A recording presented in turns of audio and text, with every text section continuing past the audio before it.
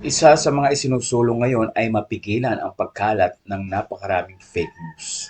Dahil maaari nga itong makasira sa reputasyon ng isang tao at napakabilis na maibigay ang nasabing impormasyon dahil na rin sa social media.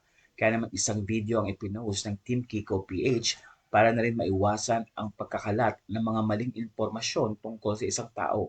Isa na nga dito ay si Kiko Pangilinan na kung saan ay maraming mga issue ang ibinabato sa kanya lalo na tahabol siya sa Senate ngayong 2025. At dahil dito, isang video ang ibinahagi ni Sharon Cuneta upang sabihin at ipailala sa mga tao na huwag agad maniniwala sa mga naririnig o nakikita sa social media. Alam niyo ho, ang tagal kong pinag-isipan kung papatulan ko pa ba o palalagpasin ko na lang yung mga paninira kay Kiko.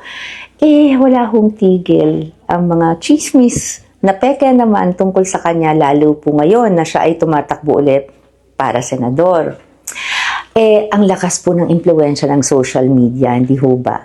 Lalo na ngayon at lalo na pag mega at may mali siya ang mga gustong ikalat tungkol sa isang tao. Sa showbiz kasi pwede na naming deadmahin yung mga yan. Hayaan na lang namin. Ganon. Pero sa totoong buhay po, binabayaran at ginagamit ang kasinungalingan o fake news bilang paninira po. Paninira sa isang matinong tao, lalo na kung kalaban sa politika. Isa pa, ayon po sa mga social scientists, kapag daw ang isang kasinungalingan o fake news ay paulit-ulit pong pinagkalat at paulit-ulit pinakita sa inyo o sa taong bayan, maya-maya po, meron na pong maniniwala. Kano po kasi parang brainwashing, di ho ba? Kaya ito po ang totoo. Dito lang po tayo.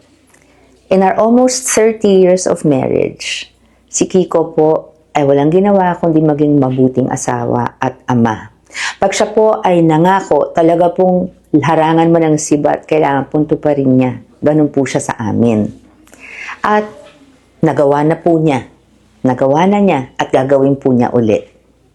Isusugod ni Kiko ang agrikultura sa Pilipinas at gagawin ng lahat para pababain muli ang presyo ng pagkain. Promise po. Ang totoo, kailangan natin siya sa Senado. Ito po, si Kiko Pangilinan na po. Number 1 sa akin, number 51 po sa balota.